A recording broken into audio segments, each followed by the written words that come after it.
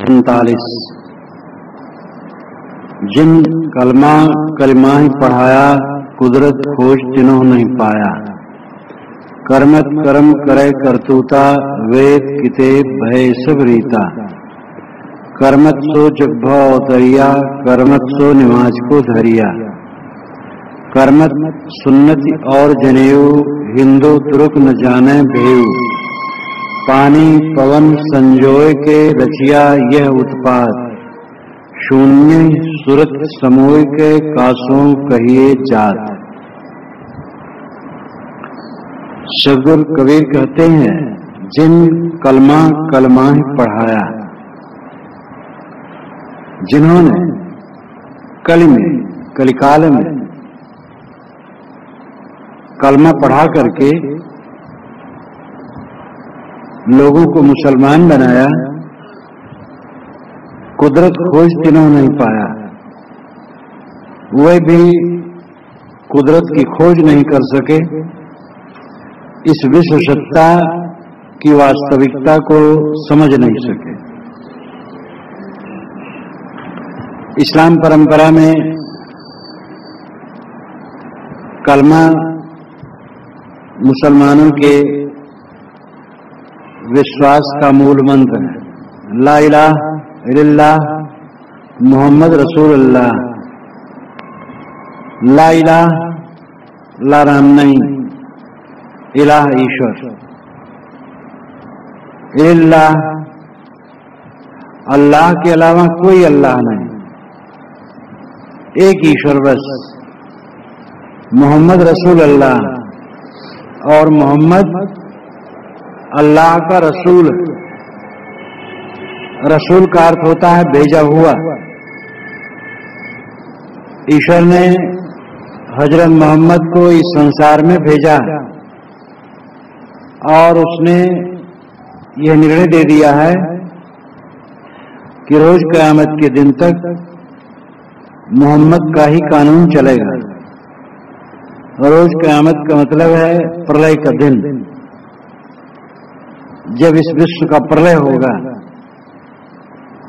तब तक केवल मोहम्मद का कानून चलेगा। ईश्वर की वाणियां उसी पर उतरी हैं। कुरान ईश्वर की वाणी है, ये विश्वास दिया गया। कहा जाता है हजरत मोहम्मद ने ऐसा माना। जिब्राइल फरिश्ता ईश्वर के यहां से, खुदा के यहां से आया और जब गुफा में हजरत मोहम्मद इबादत कर रहे थे उस समय उसने उससे कहा कि तू पढ़। हजरत मोहम्मद ने कहा मैं पढ़ा नहीं, लेकिन उसने उसे भेज दिया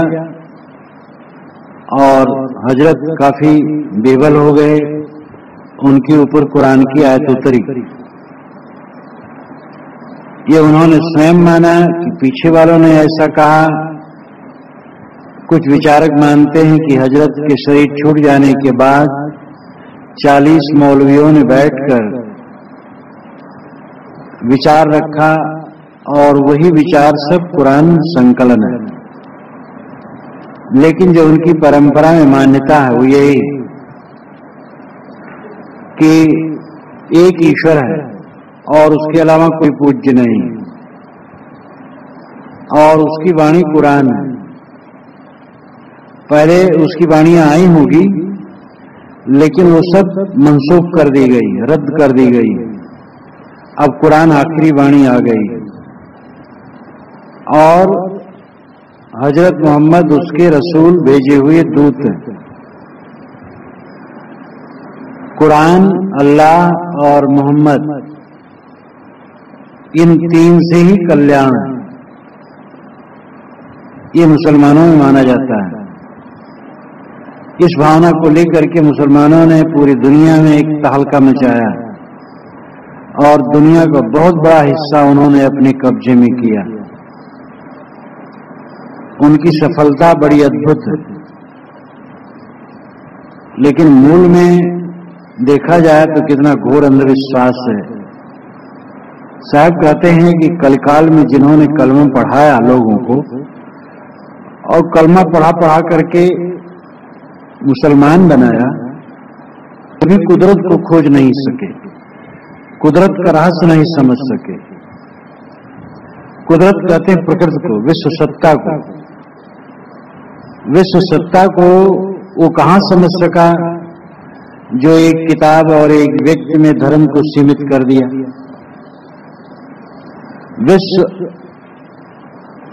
अनंत देश काल व्यापी,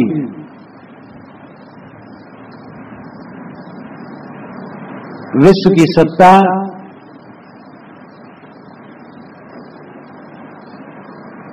अनादि,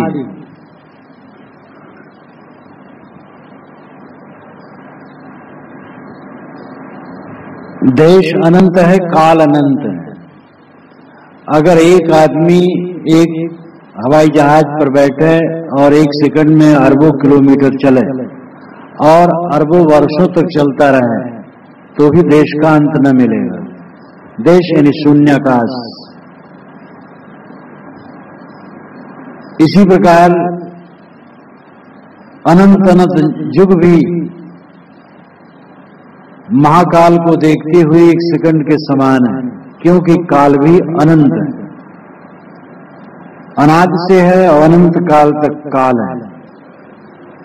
और देश भी अनंत है और इस अनंत देश काल व्यापी विश्व को देखा जाए तो वो भी अनंत है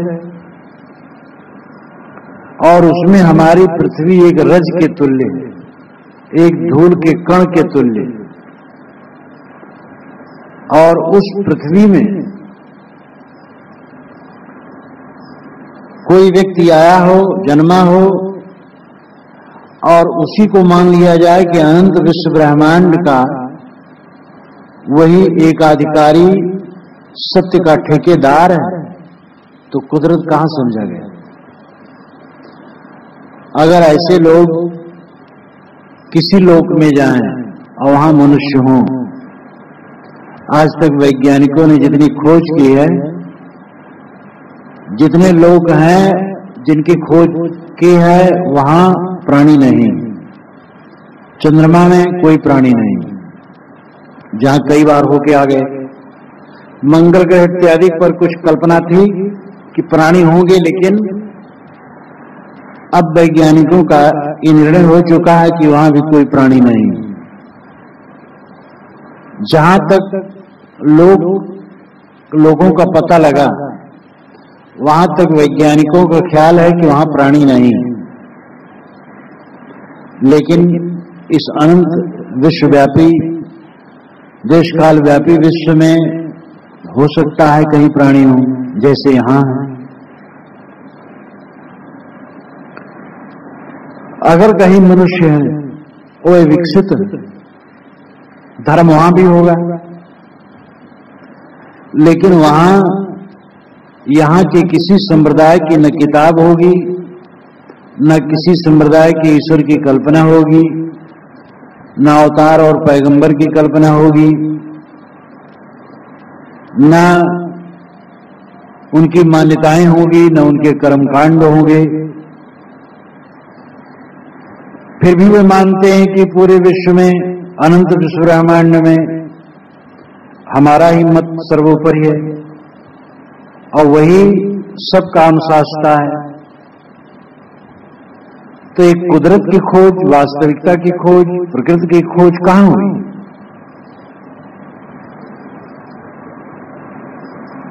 सत्य वह है जो देश और काल की सीमा को लांघ करके हो, किसी देश में हो और किसी काल में हो और किसी देश काल में न हो, वो सत्य नहीं। जो सब देश और सब काल में हो, वो सत्य है। और सब देश और सब काल में कोई मत नहीं है। इसलिए साहब कहते हैं कि जिन्होंने कल काल में, इस युग में कलमा पढ़ा करके लोगों को मुसलमान बनाया और कहा मुसलमान का मत ही एक स्वर्ग का रास्ता है और दूसरे मतों से नरक है। सीधा सीधा इस्लाम में ढिढोरा है कि जो इस्लाम को नहीं स्वीकारेगा उसको सदा के लिए नरक में जलना है। अबू तालिब हजरत मोहम्मद के चचा थे, उनके 12 चचा थे। अबू लहब थे हुए तो उनके घोर विरोधी थे। अबू तालिब उनके रक्षक थे, लेकिन जब अबू तालिब का शरीर छूट गया तो मक्का वाले हजरत मोहम्मद को ज्यादा परेशान करने लगे, यहां तक उनकी हत्या करने के षड्यंत्र किए। फिर वह मक्का को छोड़ करके मदीना चले गए एक रात। अब पीछे बात आती है, लेकिन अबू तालिब इस्लाम नहीं स्वीकार किए थे, हजरत की जीवन भर रक्षा किए थे, लेकिन उन्होंने इस्लाम स्वीकारा नहीं था। तो मुल्ला लोग प्रश्न उठाते हैं कि अबू तालिब का स्वर्ग होगा कि नहीं, तो उत्तर देते हैं नहीं होगा। भले हजरत की उन्होंने रक्षा की, लेकिन नहीं होगा, क्योंकि उन्होंने इस्लाम नहीं स्वीकारा। जो अपने जीवन की आखिरत तक अबू तालिब ने हजरत की रक्षा की, उनको भी ये लोग स्वर्ग होना नहीं मानते। एक प्रश्न उठाते हैं ये लोग कि अगर कोई इंसान बिल्कुल सदाचारी हो, जीवन में कोई दुष्कर्म न किया हो, एकदम पवित्र आत्मा हो, तो उसका क्या होगा, स्वर्ग मिलेगा कि नहीं? मौला लोग उत्तर देते हैं कि वह अपने शुभ कर्मों का फल ही भोग लेगा, मर जाने के बाद तो उसका भी नरक होगा, क्योंकि वो हजरत मोहम्मद का मत नहीं स्वीकारा है, तो उसको नरक जाना है। इतनी कठोरता इस्लाम में है कि इस्लाम को जो न स्वीकारे उसके लिए स्वर्ग की कोई गुंजाइश नहीं। चलो स्वर्ग न मिले न मिले, लेकिन अनंत काल के लिए वो नरक में डाल दिया जाएगा। यही नहीं कि 1-2 बरस, 10 बरस, 1000 लाख बरस, सदा सदा के लिए वो नरक में चलेगा। दूसरे मत वाले जो अपने को मानते हम ही स्वर्ग में या मोक्ष में जाएंगे, वो जरा ध्यान दें, इस्लामियों के ख्याल से उनको सदा के लिए नरक में जलना है। कैसा कैसा मतवाद है। साहब कहते हैं ये कुदरत को नहीं खोज सके, वास्तविकता को नहीं समझ सके, अपने अंदर में विकार है, हमने बनाया है और हम उस विकार को छोड़ दें, हमारा कल्याण है, उसमें दूसरे की ठेकेदारी क्या है? सभी शास्त्र अध्ययन मनन करने योग्य हैं, सभी महापुरुष आदरणीय हैं, कोई विशेष हमारा आचार्य हो ज्यादा आदरणीय है, ठीक है, लेकिन दूसरा भी अनादरणीय नहीं होना चाहिए। और सत्य किसी की बपौती नहीं है। कर्मत कर्म करे करतूता, वेद कितेब भय सब रीता। कर्मत कर्म के मत से, कर्म करे करतूता, कर्म और करतूत करते हैं, कर्म करते हैं, करतूत करते हैं, कर्म के मत से। नाना कर्मकांड नाना मतों में है, और ये कर्मकांड सत्यता को बांटते हैं। कर्मकांड अपने अपने मत का कुछ रहे, कोई बुरा नहीं, लेकिन ये माना जाए कि कर्मकांड का निर्धारक भी मनुष्य ही है, उसी ने निर्णय लिया है, कर्मकांड बनाया है। कर्मकांड स्वयंभू नहीं है, आकाश से नहीं आया है। चाहे वो छापा तिलक हो, माला चंदन हो, यज्ञोपवीत हो, खतना हो, हवन तर्पण हो, देवी देवता की उपासना हो, ईश्वर की उपासना हो, उसकी विधियां हो, उन सब का निर्धारण केवल मनुष्य ने किया है, स्वयंभू नहीं है, प्राकृतिक नहीं है, किसी ईश्वर द्वारा प्रदत्त नहीं है। कर्म के मत से हिंदू मुसलमान सब कर्म करते हैं, अपने अपने कर्म का, कर्मकांड का मत संप्रदाय रखते हैं, शैली रखते हैं, और उसके अनुसार कोई हवन तर्पण करता है, कोई नमाज पढ़ता है, कोई पूजा करता है, कोई संध्योपासना करता है। और इतना मजबूत करके मान लेते हैं कि ये लकीर ही कल्याण का रास्ता है। नमाज पढ़ा वो स्वर्ग में जाएगा, पूजा करेगा वो नहीं, हवन करेगा वो स्वर्ग में जाएगा, उन्होंने मान लिया पंडितों ने, दूसरे लोग नहीं। साहब कहते वेद किताब भय सब रीता, इनके लिए वेद किताब ज्ञान से रीता, रीता नाम खाली, इनके वेद किताब में इनके लिए ज्ञान नहीं, विश्व सत्ता को समझने के लिए मानो कोई सूत्र ही नहीं। सत्य का रास्ता जो सार्वभौमिक हो, जो सभी इंसान स्वीकार कर सके एक स्वर से, ऐसा कोई सूत्र ही मानो इनके यहां नहीं है। वेद किताब भय सब रीता, इनके लिए वेद और किताब, वेद ऋग्वेद साम अथर्व अथवा हिंदुओं के शास्त्र धर्मशास्त्र, किताब किताब कुरान बाइबल इंजील इत्यादि, ये सब ज्ञान से मानो रीता है। क्या इनमें ऐसा ज्ञान नहीं है कुछ जो सबको जोड़ सके, जो सत्य का एक पुल उपस्थित कर सके जिस पर सबका यातायात हो सके? क्या बांट बांट करके काट काट करके नीति रखना ही इनकी किताबों में है? ये बहुत बड़ी बात साहब, दोनों बातें बहुत बड़ी बात कहते। कुदरत खोजते हुए नहीं पाया और वेद किताब भय सब रीता। कर्मत सो जग भव तरिया, कर्मत सो निमाज को धरिया। कर्मत यानी कर्म के मत से जग भव तरिया, जगत में अवतार होता है, भव नाम होना। कर्मत सो कर्म से, कर्म के मत से, कर्म का यानी कर्म करने से, कर्म संस्कार होने से जगत में जीव जन्म लेता है। देहधारियों के देह उत्पत्ति का काम कर्म संस्कार है। कर्मत सो निमाज को धरिया, और जन्म लेकर के आदमी फिर कर्म के सिद्धांत से नमाज पूजा इत्यादि को धारण करता है, यानी करता है।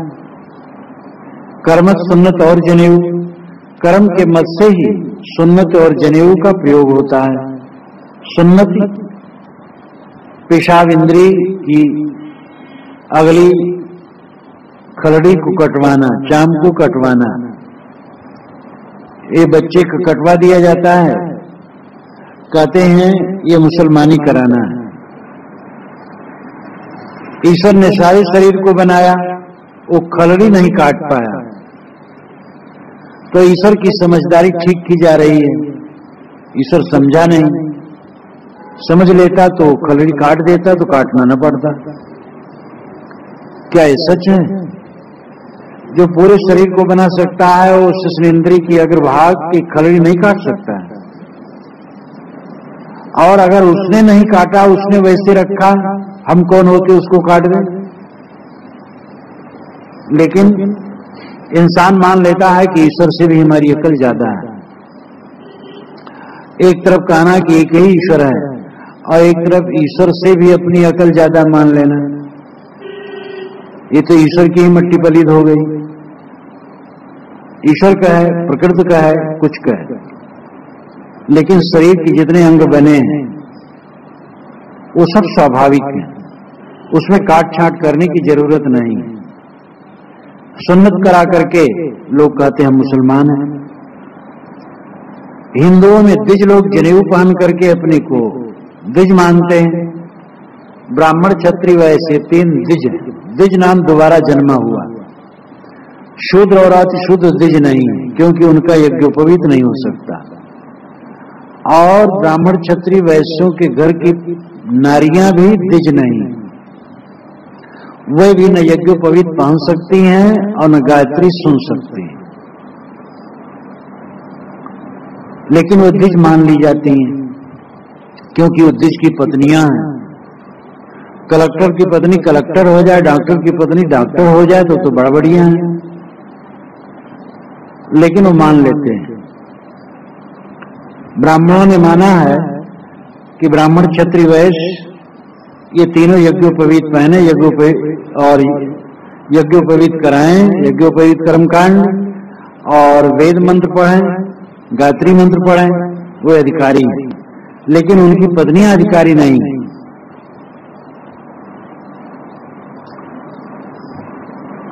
कर्मत सुन्नत और जनेऊ। कर्म के मत से ही मुसलमान सुन्नत कराते हैं और हिंदुओं में सवर्ण लोग जनेऊ पहनते हैं। अब तो पहनना बहुत बंद होता जा रहा है। ब्राह्मणों के लड़के ही जनेऊ नहीं पहनना चाहते। हिंदू तुर्क न जाने भेऊ। साहब कहते हैं हिंदू तुर्क दोनों भेद को नहीं जानते हैं। भेऊ भेद रहस्य, सत्य का राज दोनों नहीं समझते। साहब के सामने हिंदू तुर्क थे। तुर्क शब्द साहब ज्यादा कहते, मुसलमान कहीं कहते हैं। तुर्क लोग ही आकर के भारत पर हमला किए थे। महमूद गजनवी, गजनी का और मोहम्मद गोर का, ये तुर्क थे। ये चीन और रूस के क्षेत्र में रहने वाले तुर्क बड़े बर्बर, लड़ाकू और हट्टे कट्टे होते थे। उन्होंने ईरान के मुसलमानों को काफी सताया था। उनकी मस्जिदें फूकी थी, उनकी हत्याएं की थी। जब ये खुद मुसलमान हो गए तो मुसलमानियत का प्रचार करने में लग गए और उसमें हिंसा भी करने लग गए। तुर्क ही यहां आकर के हमला किए, इसलिए तुर्क शब्द ज्यादा प्रसिद्ध हो गया। मुसलमान नाई होगा तो लोग मुसलमान नाई नहीं कहेंगे, तुर्किया नाई कहेंगे। तुर्किया तेली, तुर्किया धोबी, तुर्किया नाई इत्यादि कहते हैं। तो हिंदू तुर्क न जाने भी हो, हिंदू तुर्क दोनों भेद को नहीं समझते हैं। दोनों कर्म कांड ही को प्रमाण मान लेते हैं। अब जनेऊ पहन लिए तो ब्राह्मण हो गए, क्षत्रिय हो गए, वैश्य हो गए। तो दूसरे जनेऊ पहन ले तो क्यों नहीं वो ब्राह्मण क्षत्रिय हो सकते?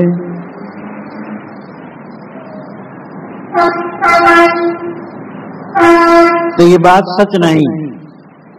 सुन्नत और जनेऊ ये मनुष्य के बनाए। हिंदू मुसलमान की कल्पना मनुष्य ने की।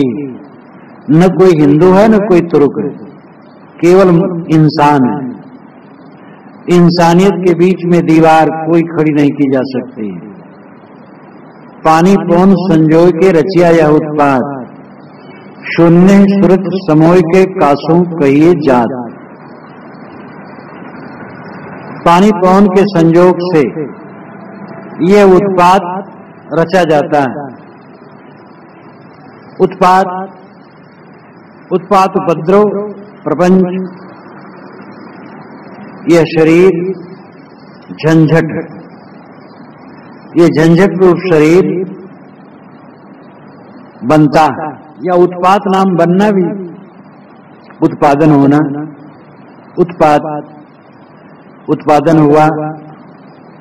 पानी पवन, पानी से विप्राय है रजवीर, पवन से अर्थ है सांस। रजबीज और प्राणवायु से शरीर की रचना होती है। अथवा लाक्षणिक अर्थ में होगा पानी पवन प्रकृत सत्ता। प्रकृत सत्ता से, उसके संयोग से ये शरीर की उत्पत्ति होती है, जो एक झंझट है। और इसी में आदमी जीवन भर उलझा रहता है। ये शरीर झंझट भी नहीं, कल्याण का साधन है। लेकिन इसको कल्याण का साधन कितने लोग बनाते हैं? सब झंझट ही बनाते हैं।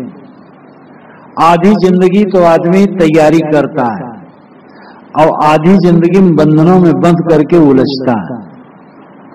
पढ़ता है, लिखता है, योग्य बनता है, तब कहीं नौकरी करता है, व्यापार करता है, खेती करता है, धनार्जन करता है, तब शादी करता है।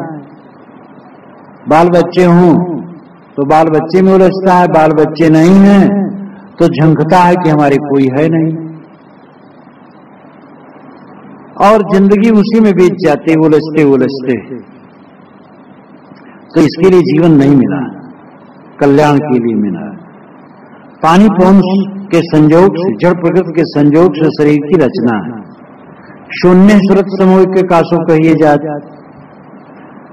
किससे कहा जाए? जात नाम जाए। किससे कहा जाए कि लोग अपने सुरत को शून्य में समो रहे हैं, इन्हीं मन को शून्य में, निरर्थकता में ले जा रहे हैं, मूर्ख बन रहे हैं।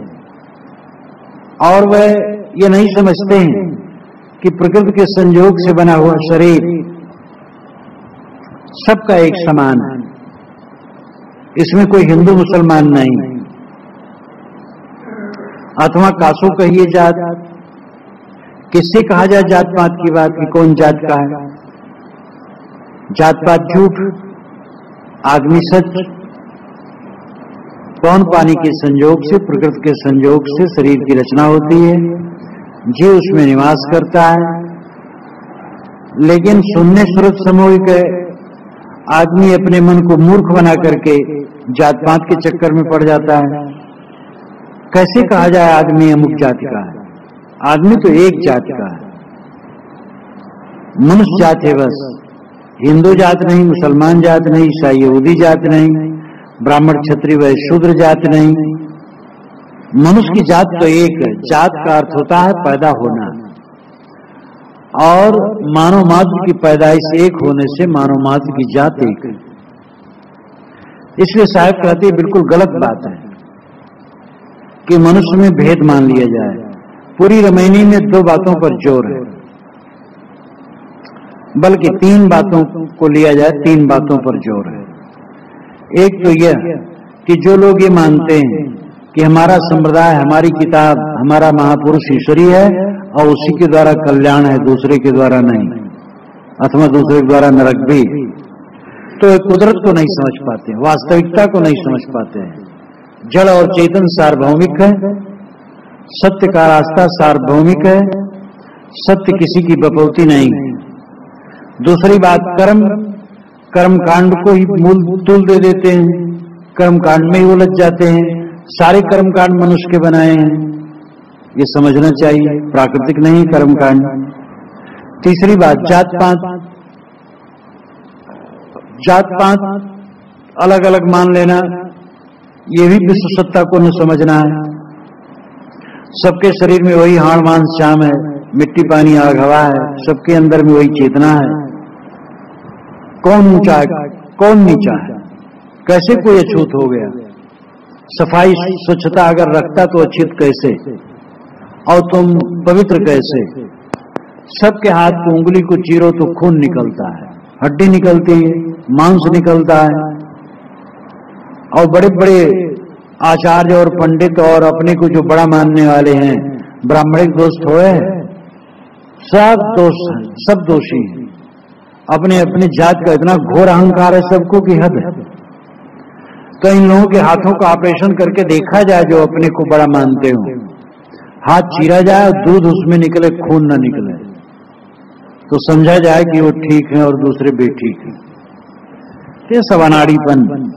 मानव समान है, सत्य सार्वभौमिक है, कर्मकांड संप्रदाय के हैं, आत्मज्ञान, आत्मसंयम, आत्मस्थित कल्याण का रास्ता है और लक्ष्य है, और वह सद्गुरु उसका निर्देशक अवश्य है। बाकी और कोई भी उसका बीच में ठेकेदार नहीं है, कोई मत। इसलिए यथार्थ सद्गुरु की शरण लेनी चाहिए, सत्यबोध प्राप्त करना चाहिए और कल्याण करना चाहिए। बिल्कुल भयभीत नहीं होना चाहिए किसी संप्रदाय के सांप्रदायिक विचारों से कि इनके मत में जाओगे तभी मोक्ष होगा, नहीं तो नरक हो जाएगा। ये भ्रम है।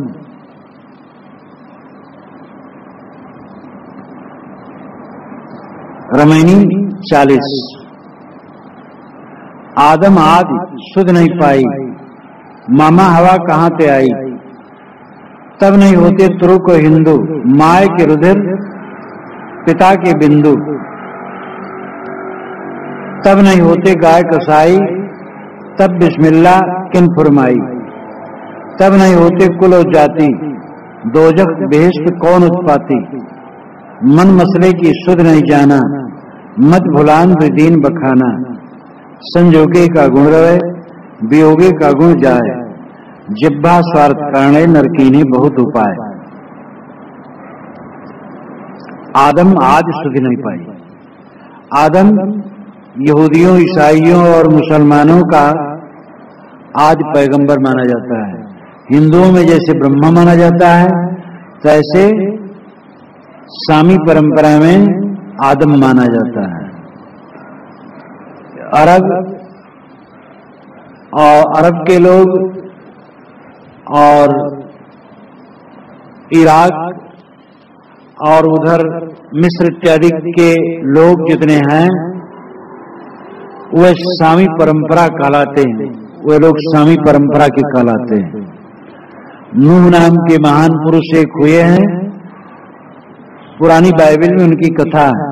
नूह के 3 लड़के थे, साम, हेम, एपेत। साम बड़े थे। साम के वंशज उस क्षेत्र के सभी लोग माने जाते हैं, जिसमें यहूदी, ईसाई और इस्लामी आते हैं। इसलिए इन तीनों परंपराओं को सामी परंपरा कहा जाता है। तो सामी परंपरा, जैसे आज परंपरा का आदि ब्रह्मा, वैसे सामी परंपरा का आदि आदम कहा जाता है। आदम आदमी का प्रथम रूप कहा जाता है। यहोवा ईश्वर ने, ईश्वर का नाम यहोवा बाइबल में पुरानी बाइबल में लिखा है। शुरुआत में ही उसने 6 दिन में दुनिया बनाई और 7वें दिन विश्राम किया। इसीलिए रविवार को दफ्तरों में छुट्टी रहती। अगर 7 दिन वो दुनिया बनाता तो शायद छुट्टी ही न होती। उसके पश्चात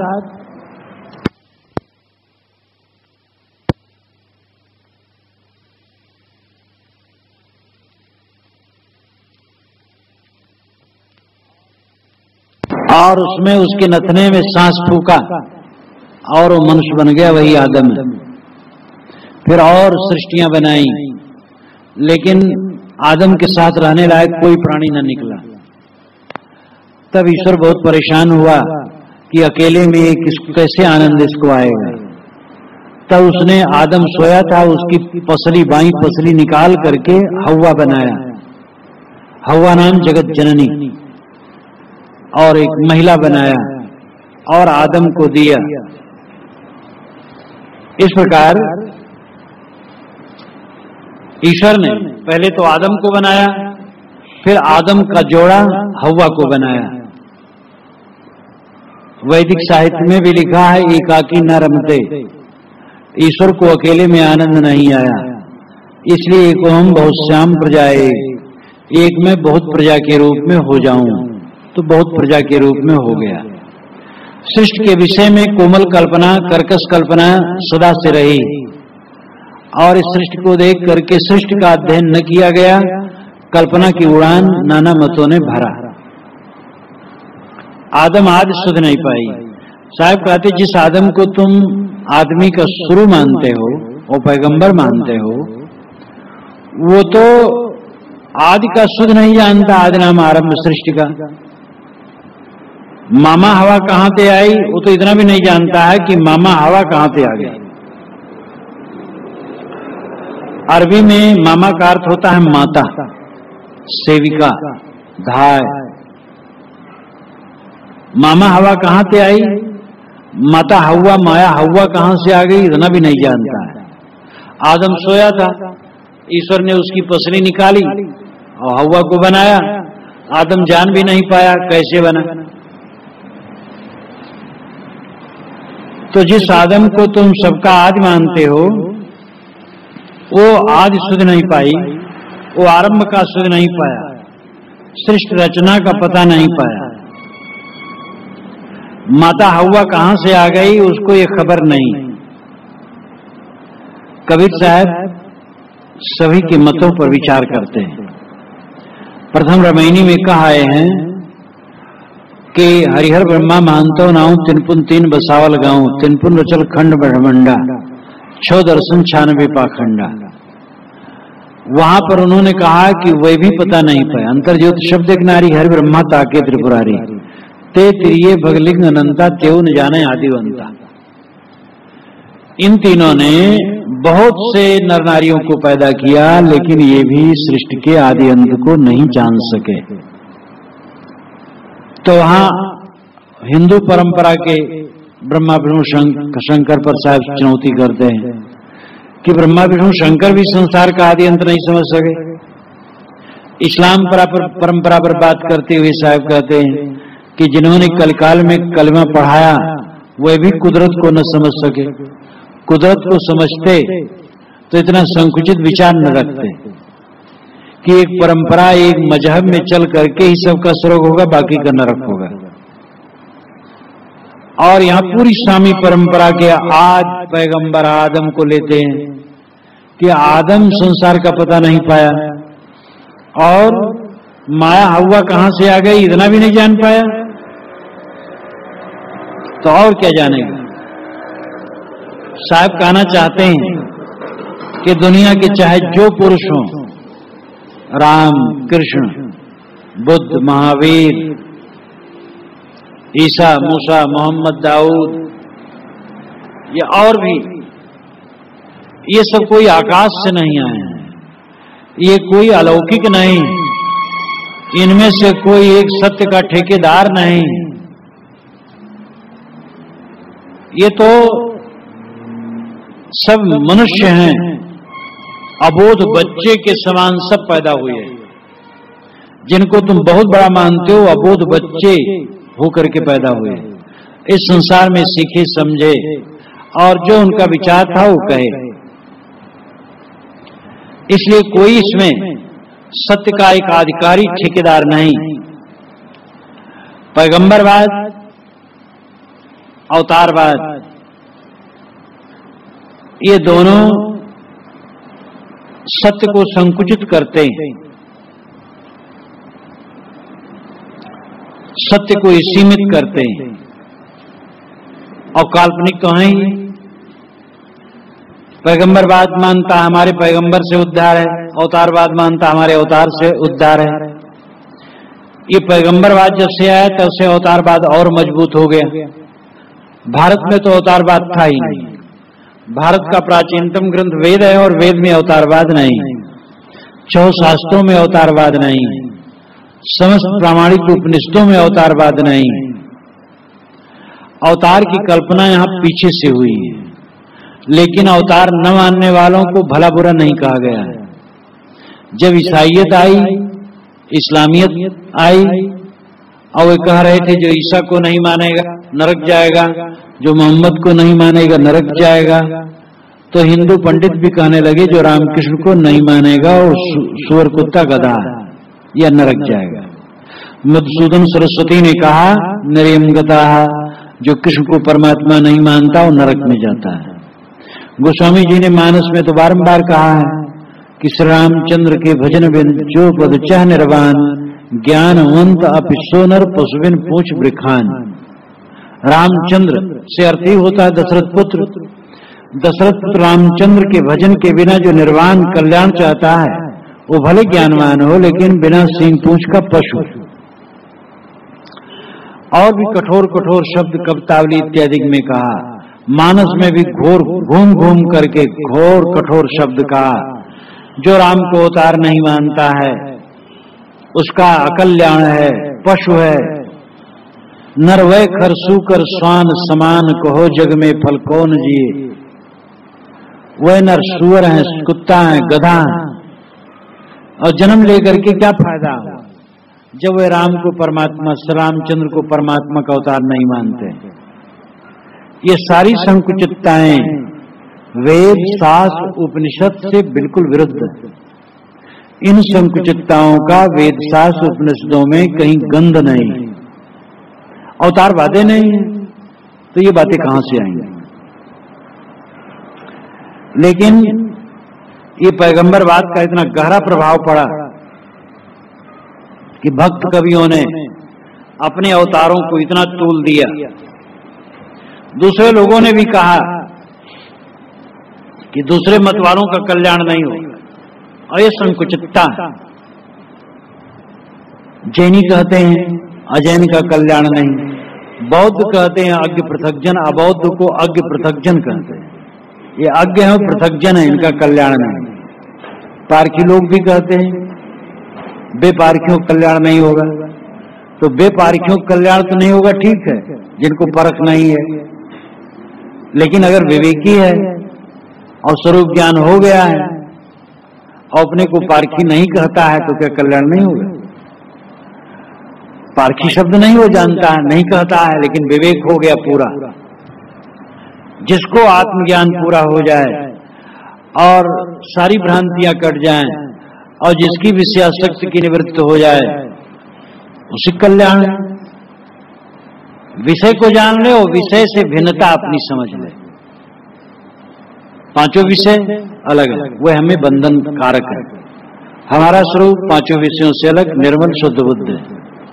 ये ठीक से बोध हो जाए और पांचों विषयों की आसक्ति पूर्णतया निवृत्त हो जाए, किसी का भी मोक्ष हो सकता है।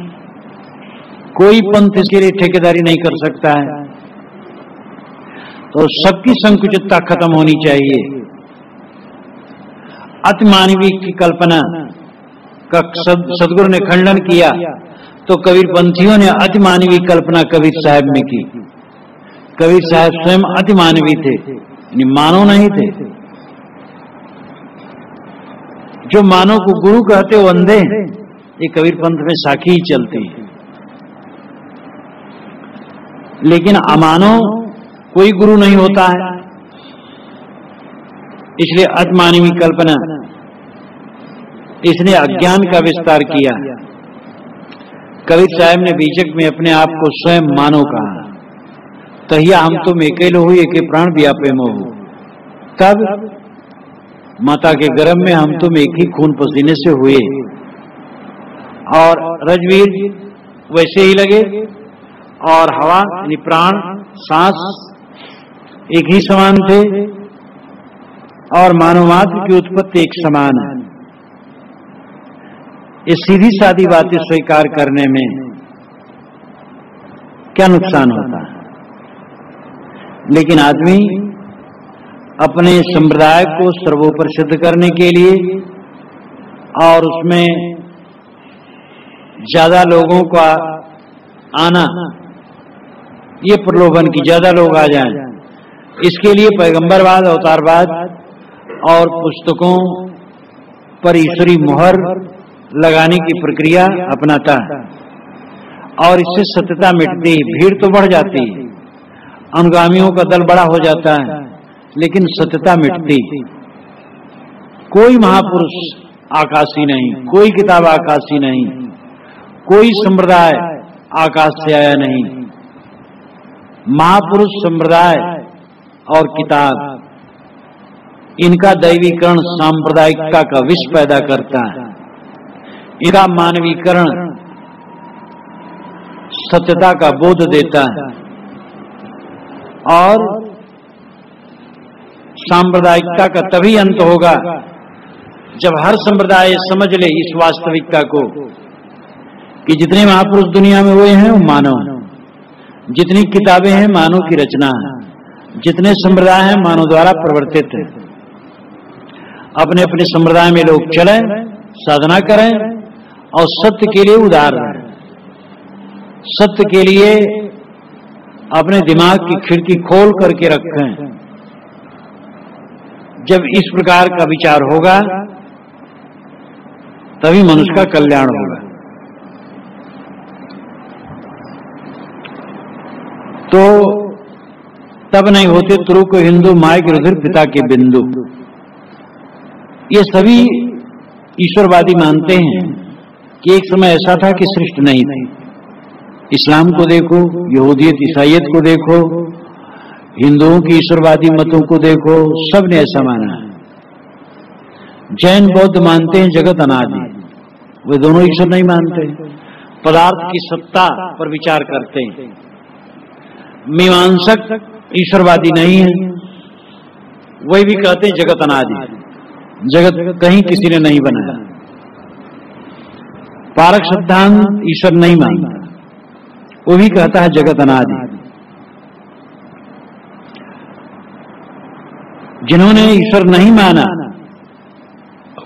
वो धर्म के प्रचार में किसी खून नहीं बहाया, और जिन्होंने ईश्वर माना धर्म के प्रचार में खून बहाया। ईसाई, यहूदी, इस्लामी तो खूब किए काम, हिंदुओं में ऐसा नहीं हुआ। कुछ तो हुआ, शैव शाक्तों की लड़ाई, वैष्णव की लड़ाई, बौद्धों जैनों को कुछ परेशान करना, कुछ हुआ। बौद्धों ने दुनिया में धर्म प्रचार किया, किसी को मारा नहीं। जैनों ने किया, किसी को मारा नहीं। कोई भी जो ईश्वर नहीं मानने वाला मत है वो किसी को मार करके प्रचार नहीं किया। ईश्वरवादी घोर अहंकारी बन गए और हर ईश्वरवादी मानता है कि पहले दुनिया नहीं थी। साहब कहते ठीक है, तब नहीं होते तुरुक हिंदू, माइक रुद्र पिता के बिंदु। तब तुरुक नहीं थे, जब तुम मानते हो सृष्टि नहीं थी तो तुरुक हिंदू कहां था?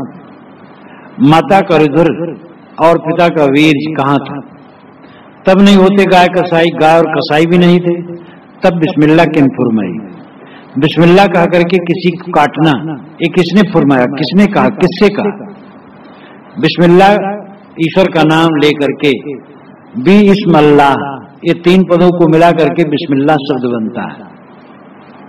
बी बा नाम सहित, इस्म नाम अल्लाह ईश्वर, अल्लाह के नाम के सहित, बा इस्म अल्लाह, बा सहित इस्म नाम अल्लाह ईश्वर, ईश्वर के नाम को लेकर ये काम करता हूं। बिस्मिल्लाह करना, शुरुआत करना। कोई भी जीव मारते हैं ये लोग तब बिस्मिल्लाह का नाम, बिस्मिल्लाह कहते हैं ईश्वर का नाम लेकर के। साहब कहते क्या दयालु ईश्वर यही चाहता है? तब नहीं होते कुल और जाति, दोजक बेहश्त कौन उत्पत्ति? तब कुल और जात कुछ नहीं थी, तब दोजक और बेहश्त की कल्पना किसने उत्पन्न की? कुल नहीं, जात नहीं, मत नहीं, मजहब नहीं, कुछ भी नहीं था तो कैसे किसी ने कहा होगा कि अमुक जात वाले स्वर्ग में जाएंगे, अमुक जात वाले नरक में जाएंगे? क्योंकि जाति और मत मजहब कुछ भी नहीं था। साफ पाक ईश्वर था, साफ पाक रूह थे। तो ये सब झगड़ा कैसे पैदा हुआ? क्यों पैदा किया? ईश्वर एक है कि अनेक है? अनेक ईश्वर है तो ईश्वर ही कट जाता है कि एक ईश्वर है। अगर एक ईश्वर है तो कहीं वेद बना दिया, कहीं बाइबल, कहीं कुरान, कुछ समाधान नहीं किया, सब में झगड़ा लगा दिया। कोई भी ऐसा समझदार पिता नहीं होगा जो अपने पुत्रों में झगड़ा लगा करके उनको कहे कि मरो कटो। और ईश्वर ने यही सब कर दिया और लोग मर कट रहे हैं ईश्वर के नाम पर सदा से। तो कौन सी समझदारी है? ये दोजक और बेहिश्त, दोजक नरक, बेहिश्त स्वर्ग, इसकी कल्पना किसने उत्पन्न की? मन मसले की सुध नहीं जाना, मत भुलान दो दीन बखाना। एक फटकार, फटकारते फटकारते साहब कहते हैं अंत में, मन मसले की सुध नहीं जाना। मन और मसला, मन का मतलब मन, मसला मतलब कहावत, कहानी। मना कल्पित कहानी का मर्म कोई नहीं जाना। ये नहीं समझे कि मनुष्य के मन की कहानी, मनुष्य के मन से बनाई गई ये कहानी। अल्लाह ने पैदा किया, यहोवा ने पैदा किया, ब्रह्मा ने पैदा किया, ब्रह्म ने पैदा किया, ईश्वर ने पैदा किया। वैदिक ईश्वर ने जगत बनाया, कुरान के ईश्वर ने जगत बनाया, बाइबल के ईश्वर ने जगत बनाया। ये मन मसले की बात है। मन मसले की सुध नहीं पाए, शुद्ध खबर समझ नहीं हुई, चेतना नहीं हुई, सावधानी नहीं हुई कि ये सब मन कल्पित बातें हैं। मत भुलान दो दिन बखाना, इनकी मति भूल गई, बुद्धि बिगड़ गई और दो दीन का वर्णन करने लगे। दो दीन, दो धर्म। दो धर्म नहीं होता है, धर्म एक होता है। दीन शब्द धर्म के लिए ज्यादा उपयुक्त है, दीन संप्रदाय के लिए नहीं। वैसे दीन संप्रदाय को लोग कहते हैं, लेकिन दीन से भी प्राप्त होता धर्म जो शाश्वत है। तो दो दीन नहीं होता, दीन एक होता है। जब एक मुस्लिम समाज में एक बार मैंने भाषण किया था तो जो मुल्ला थे अलीगढ़ विश्वविद्यालय से आए थे और वो अध्यक्ष थे उसके सभा के, मैंने ये विचार रखा था कि संप्रदाय अनेक है, धर्म एक है, क्योंकि सभी संप्रदाय किसी देश और काल में उदय हुए हैं, चाहे वो हिंदुत्व हो, इस्लामियत हो, बुद्धत्व हो, जैनत्व हो, ईसाईयत हो, सारे संप्रदाय किसी देश और किसी काल में पैदा हुए हैं और धर्म सनातन है, नित्य। शील, क्षमा, करुणा, दया धर्म है। नमाज, पूजा ये धर्म नहीं, ये संप्रदाय है। तो संप्रदाय अनेक है, मजहब अनेक है, धर्म एक है। तब जब अध्यक्ष महोदय अलीगढ़ के प्रोफेसर खड़े हुए थे तो उन्होंने इसको स्वीकारा था कि जैसे पूर्व प्रवक्ता ने कहा, निश्चित है मजहब अनेक है, दीन एक है। उन्होंने दीन शब्द कहा, दीन एक है। साहब कहते मत भुलान दुई दीन बखाना, मत भूल गई, बुद्धि गड़बड़ हो गई। इसीलिए लोगों ने दो दीन का वर्णन किया, दो धर्मों का वर्णन किया। धर्म तो एक होता है। पानी की शीतलता सबके यहाँ शीतल, आग की गर्मी सबके लिए गर्मी, आकाश की शून्यता सबके लिए शून्य, क्योंकि चेतनता सबके लिए चैतन्य है। दुई दीन हिंदू मुसलमान ही नहीं अर्थ है। दो दिन का मतलब अनेक दीन। यह लाक्षणिक अर्थ में अनेक दीन कहा जाए, अनेक मत बता दिया। मत भूल गई इसलिए दो दीन कहा, दो धर्म कहा, अनेक धर्म कहा। धर्म एक है, ये मत मजहब अनेक होते हैं। संयोगे का गुण रवे, वियोगे का गुण जाए, जिह्वा स्वार्थ कारणे नरकीने बहुत उपाय। संयोगे का गुण रवे, संयोग होने से गुण रवे नाम प्रकट होता, विकसित होता है।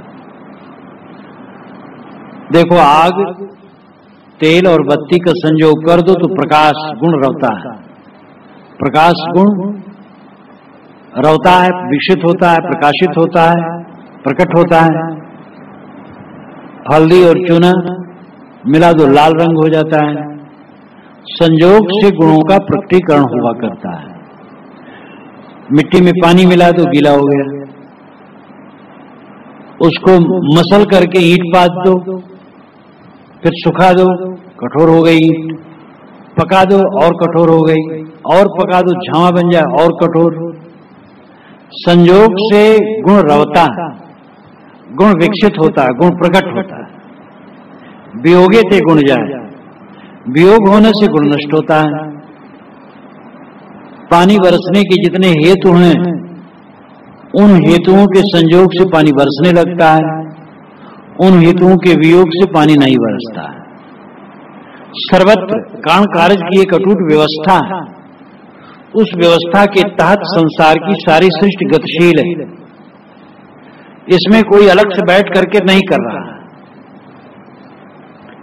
जगत को समझने के लिए जगत ही को समझना होगा।